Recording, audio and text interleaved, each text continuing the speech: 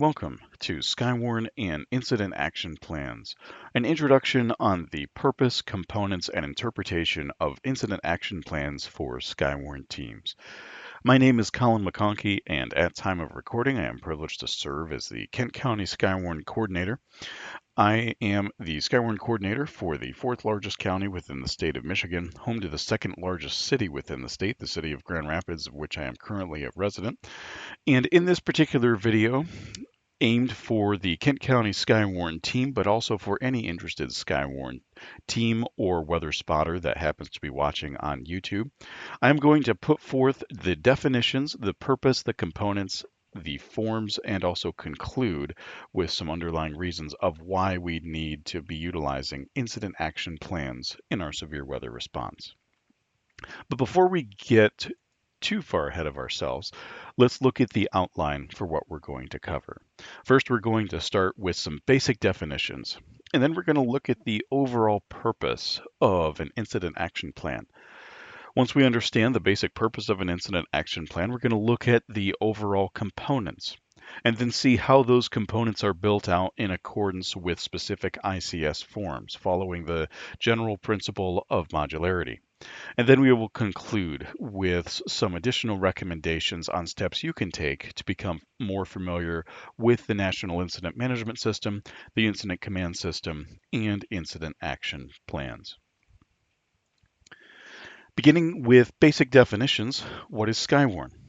While perhaps intuitive to most, if not all, viewers and listeners of this particular training video by this point, nevertheless, getting back to our basic definitions is always helpful. The National Weather Service has created a volunteer weather spotter program across the United States of America known as Skywarn. Environment Canada has a Canadian equivalent known as CanWarn. The National Weather Service is the authority having jurisdiction over Skywarn. They are the ones who determine how it is defined. They are the ones that own all rights to that name and imagery. They are the ones that can administrate at a local level for their various offices how a Skywarn team is run and how it is defined. For example, in my state, in the state of Michigan, some NWS offices have elected to have a more single area-wide team. My particular NWS office has at the present time elected not to go with that approach, but instead delegate Skywarn administration to local county emergency managers. And so in the coverage area of the National Weather Service in my location, we have county level teams because that is what best meets the needs of our served agency. NIMS stands for the National Incident Management System. And NIMS is all part of enabling everybody at any level of government and at any level in the public and private sector, right down to the everyday citizen, ultimately meet the national preparedness goal for having a resilient country that can respond to any type of hazard or incident or disaster that might take place. A component of the second principle within NIMS is ICS, the Incident Command System, and that provides us with the modular organizational structure as well as the forms that we utilize as we are governed by the principles within NIMS in order to accomplish our objectives. The IAP is that written document that informs that ICS structure how to accomplish those incident objectives for a set period of time. The set period of time being known as an operational period. So, while we have already hinted at it, let's go into a little bit more detail as to the purpose of an IAP, or an Incident Action Plan. First, let's remember what the three broad principles of the National Incident Management System are. Number one, resource management. An IAP provides resource management during an incident by including organizational assignments and ensuring that all resources, whether they be personnel or equipment and so forth, are effectively managed in order to meet incident objectives. NIMS principle number two, command and coordination, states that we need to manage by our objectives as determined by command staff, that up and down that organizational chart, we need to have a clear chain of command and a clear unity of command. We need to have a modular organization such that we do not build what we don't need, but we definitely build what we do need. And that can scale up and down even throughout the course of an incident as needed. We need to ensure accountability across all levels of the ICS organizational structure to ensure that everyone is accomplishing their assigned duties in order to meet the incident objectives throughout that operational period in a safe and effective manner. And critically important to that, we need to ensure that everybody can communicate well with each other. We need to have integrated communications. The third principle of NIMS is, in fact, communication and information management. We need to manage our communications well, and we need to ensure that we have a way of quickly summarizing incident information, especially if we are approaching a new operational period and there is a change in the chain of command that will soon take place. This is the overall purpose of an incident action plan, to ensure that the general principles of NIMS are codified within that ICS structure and indeed accomplished effectively. Having now understood the general purpose of an IAP, what then are the general components of an IAP? And I will give a quick disclaimer that these are not exhaustive components, but these are common ones that you would commonly see. And for Skywarn teams, you will generally see all of these except for the fifth one, which we'll talk about only very briefly. First and foremost, you will have an incident briefing that summarizes all aspects of the incident, what is going on, what needs to happen, who is doing what, how long it is taking place, where things are happening. In fact, depending on the scale of your incident, in some cases, an incident briefing may be all you need in an incident action plan. I have been part of incidents where the entire IAP was essentially an ICS 201 with perhaps an ICS 205 thrown in because that was all that was needed. Because again, just like an organizational structure, an incident action plan has a degree of modularity. We don't add unnecessary forms that we don't need for that incident response. But we have an incredible library of forms that we can add should the need of the incident require it. After the incident briefing, and perhaps most importantly, we need to clearly define our incident objectives. What is the purpose of the work that we are trying to accomplish? If we don't understand what the clear objectives of the incident are, as established by command with the help of planning, then ultimately the work that we are trying to do, whether it be as search and rescue team members or in the context of this particular training video, as Skywarn weather spotters, might be all for naught, or at the very least will be far less efficient and coordinated than what they otherwise should be. As part of ensuring that incident objectives are met, we need to ensure that people understand what the operational assignments are. We need to know who's doing what, and the people who are doing that work need to have a basic understanding of how that ties into the overall incident objectives. A medical plan can be included, although truthfully, I have worked on very few incidents as a volunteer where a medical plan was included. Nevertheless, I have indeed seen it from time to time, but in a Skywarn context, not likely going to have a medical plan.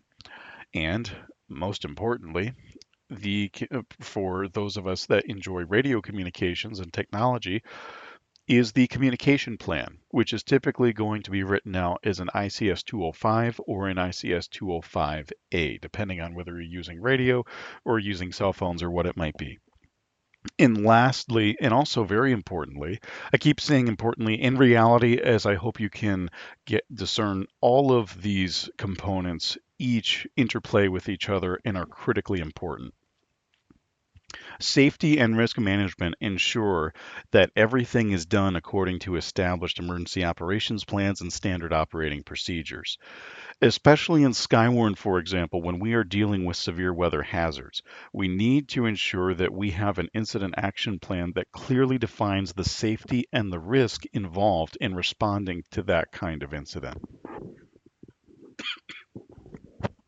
For example, If we have someone that decides that they are going to chase a tornado unbeknownst and unannounced to Skywarn leadership, that individual is opening themselves up to not only liability for acting outside the chain of command, but also to great personal danger as well.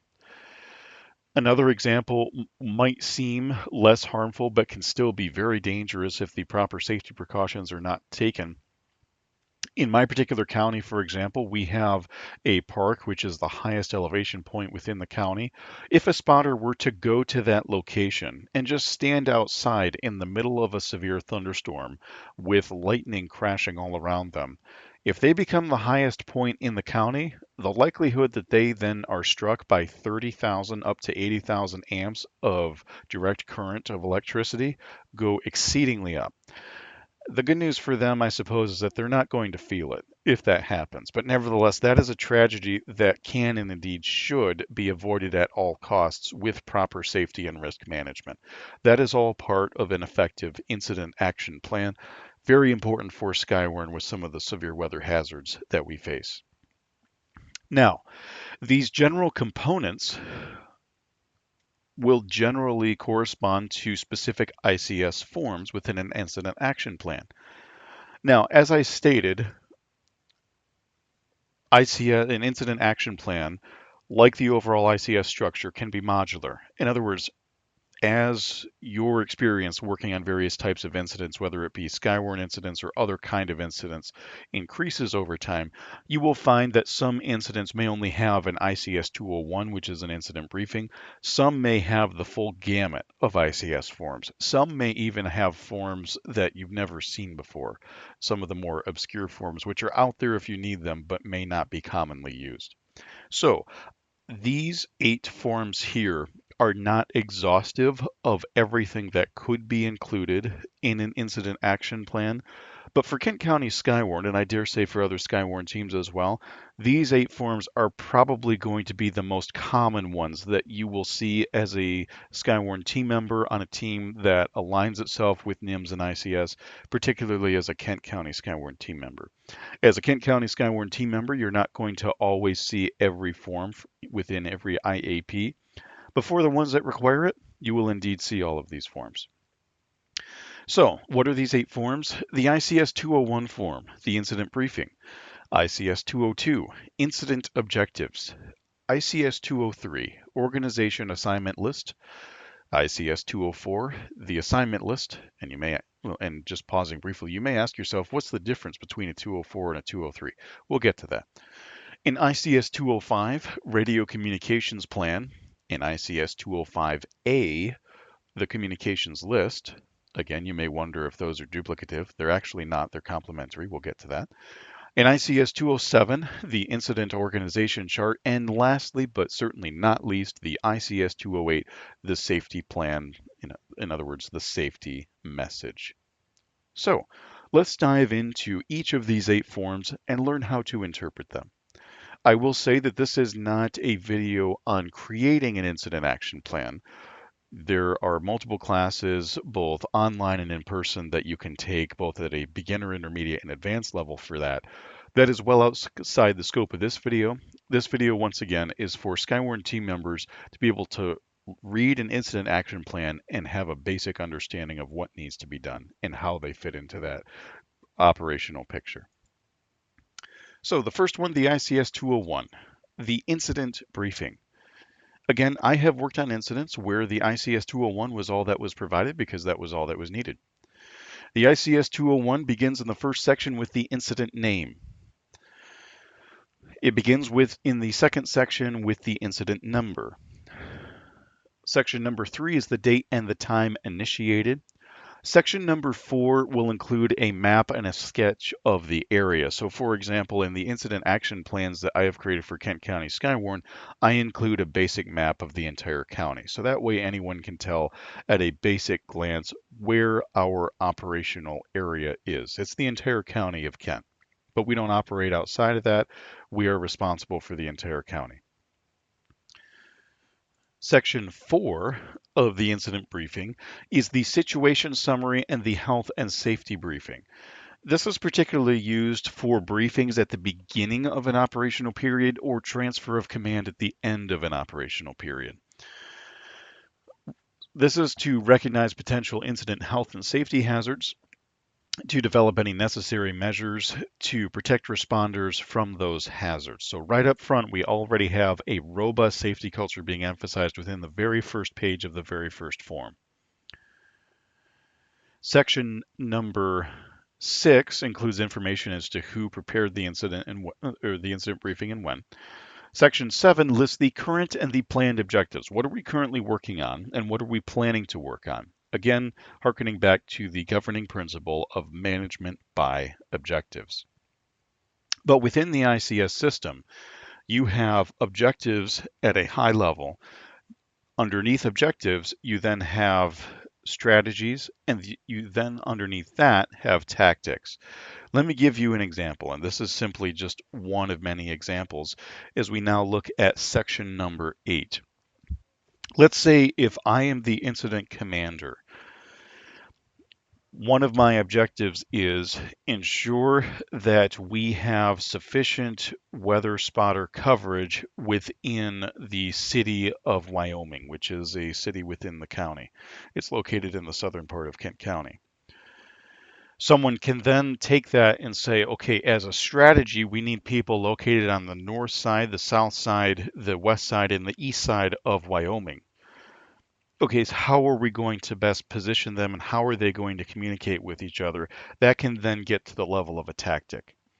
I, as the incident commander, I may not ever need to worry about that level of granularity because that's being handled by people underneath me. Again, there are exceptions to this, of course, and those that are professionals within the field know full well that these types of examples are rather limited in scope. But nevertheless, that's just an example of what can be listed here in section number 8. Continuing on, looking at section number 9, we have a very basic organizational chart, the current organization section. And we can see the incident commander. If they have appointed a liaison or safety officer, we can see that as well. We can also see if they've appointed a public information officer. Those 4 positions, as I discussed in a previous training video on my YouTube channel, are all part of the command section, the command staff section. The operations, the planning, the logistics, and the finance and administration, those are all the general staff sections. Typically, they are all going to have section chiefs in charge of those 4 sections. The resource summary is going to look at what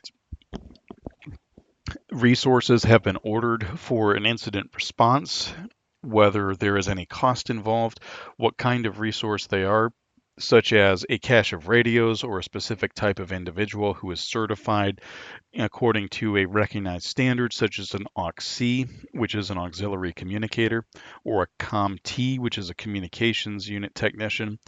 That is all listed here, so you can see at a glance what has been ordered for that incident.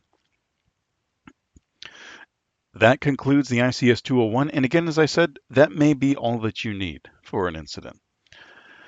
But on IAPs that need to utilize additional forms, now we bring in the other instruments in the orchestra. Continuing here with ICS 202, Incident Objectives. First section is the incident name. The second section is the operational period, and that's going to be how long your current leadership and your current team is going to be working together to accomplish objectives. The length of time for a Skywarn operational period is pretty much always going to be dependent in a severe weather context on how long that severe weather is expected to last. I can say from experience, typically we would never want to have an operational period more than 12 hours.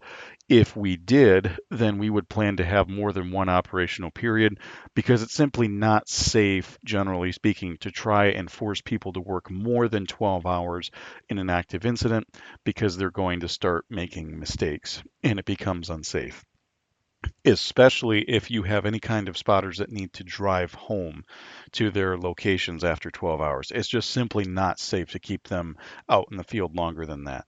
Kent County doesn't currently, at time of recording, have mobile spotters, but other Skywarn teams do. Now, true to form, in section number 3, obviously if you have a form entitled Incident Objectives, you need to list what those objectives are, and that's exactly where in section number 3 those objectives would go.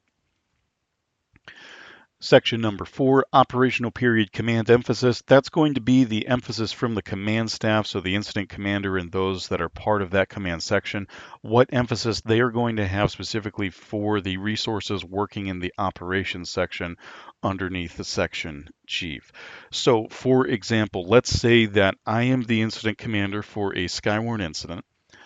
The operations chief is running an amateur radio net or a GMRS net or any kind of communications net. They are responsible for running spotter operations and radar operations for Kent County Skywarn.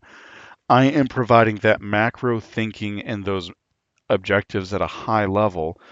What do I need the operation section chief and all those working within spotter and radar operations to focus on? Well, again, that's going to be highly dependent based on the incident. But let's say that we've got a supercell that's moving through the southern part of Kent County. Well, then or expected to move through the southern part of Kent County. Well, then in the operational period command emphasis, the emphasis is going to be especially ensure that the southern part of the county is covered well by Skywarn spotters and also by Skywarn radar analysts who can provide that live operational data to the operations section chief, who would be the net control, on up ultimately to command, whether it be someone else serving as the incident commander or whether it be myself serving as the incident commander. General situational awareness, that's just going to provide basic information as to what you need to be aware of. So for example, in the springtime, if we are dealing with a thunderstorm complex that has relatively low instability but high wind shear, well, we generally need to be aware of the fact that what we're probably going to most often deal with would be damaging winds. We may not see a lot of lightning at all because of the low instability, but we may see a lot of wind. Whereas the reverse might be true, say in August, where we've got a lot of instability but very little wind shear. We might say you need to be exceptionally careful that you are safe from any lightning strikes because there's going to be a lot of lightning with these storms, but there may not be a lot of wind. That's where information like that could go in the ICS 202. Section number 5 of the 202 is whether or not a site safety plan is required. And for a Skywarn exercise or a Skywarn incident, a site safety plan always will need to be required. And the good news for us Skywarn leaders is, generally speaking, we don't need to reinvent the wheel as to what those safety plans are. But Skywarn absolutely is responsible for ensuring that safety and risk management is properly handled and site safety plans are created for every incident.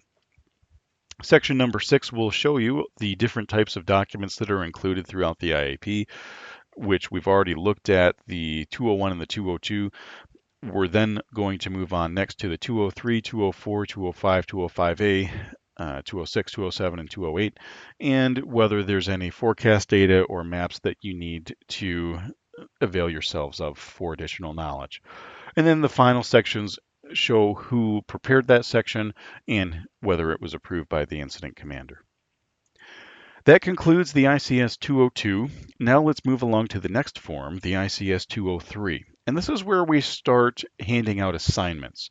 So we understand what the summary of the incident is from the 201. We know what the objectives are from the 202. Now we're going to start giving out assignments, which is the 203. And in a traditional Skywarn context, this is exactly what the net control functioning as the operations section chief will do. They will, on the air typically, sometimes off air, but many times on the air, start giving out organizational assignments to ensure that the incident objectives are being met. First section of the 203 is exactly what you thought it was. It is the incident name, and the second section lists the operational period.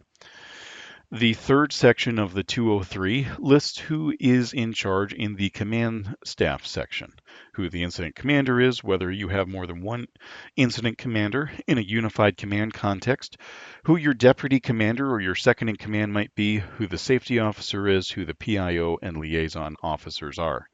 If you happen to have any agency or organization representatives, such as liaisons to or from other teams, then you could certainly put that in section number 4 for those various representatives. Section number 5 covers the planning section, beginning with the planning section chief, as well as the deputy chief, as well as who is in charge of resources, the situation unit, the documentation unit, the demob unit, or the checkout unit, in other words, checking people out of your incident so you know that they have been safely stood down from active duty, as well as whether or not you have any technical specialists. Now, admittedly, these particular titles probably for Kent County Skywarn, we're not going to have specific people assigned to all of these various aspects within planning. Usually, whoever is in charge of planning is probably going to just handle all of these duties themselves. In a Skywarn context, typically the planning functions are either going to be split between the incident commander or as the incident in the planning section chief, or more properly, according to ICS organizational structure, are going to be fully within the scope of the planning section chief, including documentation, which is very important, especially for a radio net. You need to record what is happening and you need to write it down. And by record, I mean to write down. Looking next at section number 6, the logistics section, again, we see the chief and the deputy there, and we also see the various support and service branches. In my previous video, I ended that video in terms of Skywarn and the incident command system. I ended that video with a scenario for managing a statewide Skywarn team. At that level, on that scale, you very likely would want to assign specific personnel to fulfill those support and service responsibilities. But again, with ICS being modular, if you don't need to delegate it, it just goes up the chain. So for instance, if you are in need of communications and you don't have someone designated for the communications unit, who then becomes responsible in logistics to handle that duty? The logistics section chief. What if you don't have a log chief? Who then becomes responsible? You guessed it, the incident commander. It just keeps rolling up the chain, going back up the chain, that is, if you don't have someone delegated to that specific function. Section number 7 of the 203 is the operations section. Again, these titles hopefully will look familiar by this point. We don't need to spend much time on them. These are going to be the people in charge of running the actual operations. As I discussed in more detail in a previous training video, the Skywarn and the incident command system, which I've already referenced a few times this evening, it being evening as I record this, I would state that for Kent County's context for Skywarn, the net control is always going to be your operations chief. In a larger environment or in a different team where you are physically managing resources out in the field, it may not be your operations section chief. It might be someone from the logistics communications unit. But for us, because we have spotter operations and radar operations, for the moment, the net control will always be your operations chief, who is either the incident commander themselves or who is going to report back up to incident command. That is section 7. Moving on to the final section of the 203 is number 8, the finance and administration section. These are the people who let us know whether or not we can have nice things. In other words, we can ask for anything we want, and they let us know whether or not we can have it because they're going to be the ones to pay for it. Now, in a Skywarn volunteer context, I'm not going to be paying for anything as the Skywarn coordinator. Actually, that's not quite true. You'd be surprised at the uh, money sometimes that volunteer leaders will put into their organizations behind the scenes to make sure they run well. But all that having been said, we're not going to actively be purchasing something in the middle of a Skywarn net, for example. So, finance and administration section, probably not relevant for Kent County Skywarn, probably not relevant for most Skywarn teams that are out there. That concludes the ICS 203. Let's move along now to the ICS 204. The ICS 204 assignment list. And you may ask yourself, didn't we just cover the 203, the organizational assignment list? Is this going to be a duplicate of what we just discussed? And the answer is actually no, but it will complement it because it develops further what the overall organizational assignment was and now looks at what your specific area of focus is going to be. So 203 is more high level, looking at the overall picture. 204 is now getting down into the weeds as to what you yourself, where you fit into the picture and what you specifically are going to do. So the 204 is an operational section form. You can see again the section number one, incident name, number two, operational period. Number three, you can have your branch, your division, your group, and your staging area. Don't worry too much about those breakdowns because in number four, we can see that the operations personnel is listed. This is an operational form, so Skywarn might use this for spotting operations and radar operations. This isn't so much a form that other units are going to use. Other forms may help write it. The planning section may help write this form, but this is a form more geared towards assigning actual operational tasks. And so we can see in section number 5, the resources assigned, who their leaders are, what their contact information is, and where they are specifically reporting. You may ask yourself the question, that's great, but what is it then that they're actually going to be working on? Does this form include that information? And the answer is yes, it does. And that is in the very next section, number 6, work assignments. That's going to give you the specific work assignments that you and your team are going to be working on in an operational context. If there's any special instructions that needed to be heeded, those are going to be contained within section number 7, special instructions. And then a brief summary of your communications is going to be listed in section number 8, such as the name and the function of a particular radio channel or people's cell phone numbers. Concluding, of course, with who prepared it and the page in section number 9 of where it is located in the IAP. But you might ask yourself the question, that section number 8 for communications in the 204 looks helpful, but it doesn't look complete enough to really provide everybody with information on how to communicate. And you'd be exactly correct. And that brings us to the very next form, the ICS 205, the Radio Communications Plan. As indeed all forms do, as we can easily identify by now. Section number 1 is the incident name. Section number 2 is date and time prepared. Section number 3 is the operational period. Section number 4 is where it can get particularly fun for those of us that like to make these. I like to make ICS 205s. It can show you whether you're working with amateur radio, GMRS, FRS, MERS, CB, a trunked public safety 7,800 megahertz radio system. No matter what radio system you are using, there is enough information in this form for you to clearly spell that out and spell what channel or frequency is being used for what. So you can see the first column is the zone group. That would only apply if you're using a digital voice mode, which pretty much all of public safety in my area of volunteer work does at this point. In fact, I have not worked any incident where public safety professionals are using analog. They are all using a trunked P25 800 megahertz statewide system. But for some areas of the country, or that may not be true. So you may need to include the zone group in there. Channel number can be especially helpful if you are using a public safety radio and you need to give the specific channel number. Typically, if you don't all have the same radio with the same memory channels programmed in the same sequence, what I have generally done for all Skywarn 205s is just list it in the order of which frequency is going to be used first, and then I clarify in that third column there what the brief function of that might be.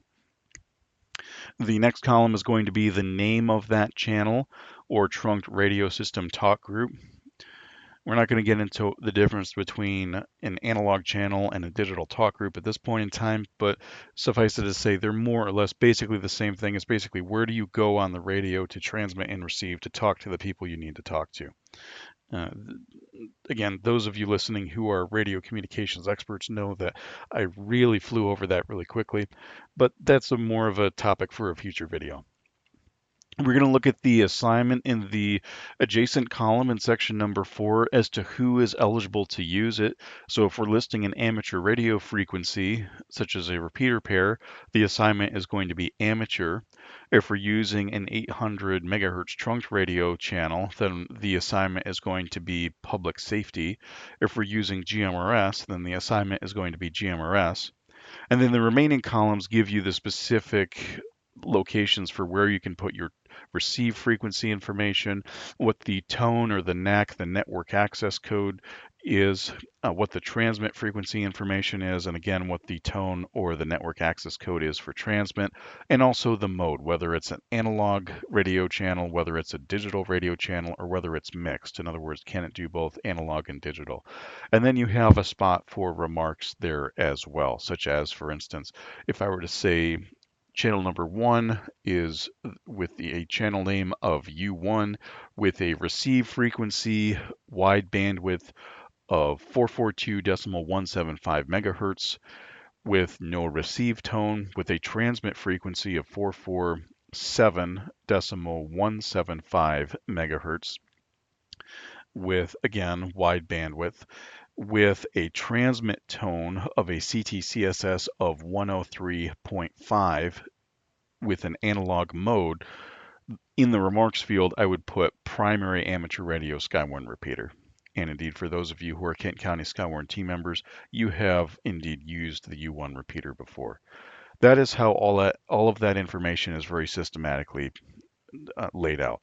The beauty of this form is no matter which organization or incident you are working at, anybody who understands this form at a basic level can look at it and understand how the radio channels are integrated in the communications plan for the incident. And so I really would encourage a Skywarn team to develop an ICS 205 for their incidents. It probably is not going to change from incident to incident, and that's fine. You can recycle the same one or create it from scratch if you need to.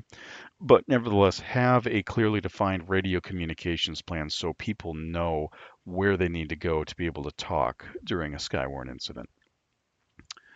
And there is also a final spot in the 205, section number 5, for special instructions for where you can put information on what to use and when to use it and so forth. So for instance, in the Skywarn context, perhaps you use one amateur radio repeater for command and control. When you mobilize your resources, when that command decision is made, perhaps you move to a primary activation repeater. Maybe you have a backup or a linked repeater. All of that information you can include in section number 5 under the special instructions. And then it concludes in the final section there with who it was prepared by, a place for the IAP page, the section, or rather the signature, as well as the date and time. The 205A, as you can quickly see, is complementary to, but is not a direct duplicate of the 205 because the 205 is for radio, the 205A is for cell phones, or landline phones or pagers. That's basically how the 205A functions. The 205A is the communications list, again beginning with section 1 incident name, section 2 operational period, as pretty much all of these forms do at this point. Section number 3 is the basic local communications information. So here you can see who is assigned to which incident position, what their name is ordered by alphabet, and then also the method of contact, such as whether you need to contact them by phone, by cell phone, which is going to be most common these days, and what that cell phone number is. So a 205A may not always be needed, but I always include a 205A with the cell phone numbers for all of the current Kent County Skywarn leaders. So if someone is unable to communicate over the radio, they could, if they need to, always give a leader a call. And so I would encourage a 205A to be included in every IAP for that very reason as well. That concludes the 205A. Moving along now to the ICS 207 form. It's not even so much a form as we can see here, it is the ICS organization chart. And if you've watched my previous ICS and Skywarn training video, you will already recognize this. This provides you a graphical representation for how everyone works within the chain of command of an incident. We have the command staff at the very top, we have the operations, we have the planning, we have the logistics, and we have, if needed, the finance and administration sections. I'm not going to go into more detail on this because if you are interested in learning more and you haven't watched that video that I've now referenced extensively, I would encourage you to refer back to that Skywarn and ICS video.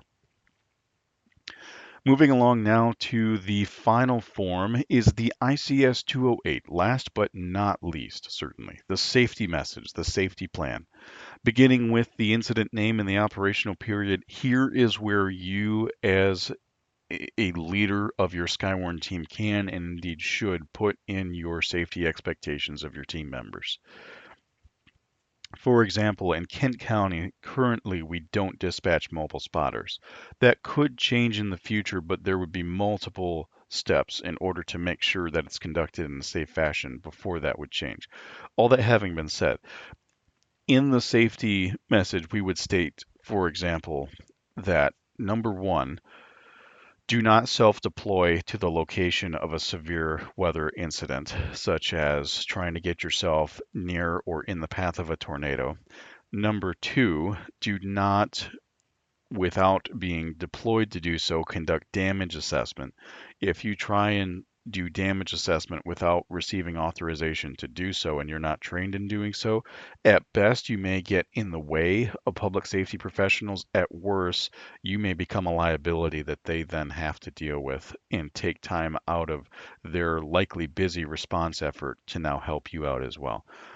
Those are just some very basic safety messages that you can include in the third section there. In a recent exercise that we did, we also included additional information on generator safety, on RF exposure guidelines, because we needed to ensure that when we asked our team members to use backup power and a backup antenna solution, that they understood the risks involved and had taken the appropriate steps to mitigate those risks. All of that was contained within the ICS 208, the safety plan. As always, as we now conclude with any of my training videos, if you are a Kent County Skywarn team member, please feel free to reach out to us via our email, or if you are a general viewer or a member of another Skywarn team, please feel free to like, comment, subscribe, click the notification bell, and leave any questions, comments, or concerns below the video. One other thing I will add. If you have not taken any ICS FEMA training yet, I would encourage you to do so. Specifically, the courses that you need to start with would be ICS 100, or rather I should say IS, Independent Study, the FEMA IS 100 course, the 200 course, the 700 course, and the 800 course. Those courses are free. You can take them at your own pace. You can take them from the comfort of your home. You can do them online. I would recommend that if you have not yet done so, take IS 100, 200, 700, and 800. They will serve you well, not only in a Skywarn context, but in any context in which you find yourself as an emergency management volunteer. With that, I wish you all the best. I hope that your experience as a Skywarn leader and spotter is absolutely the best that it can be, and I will see you in the next training video.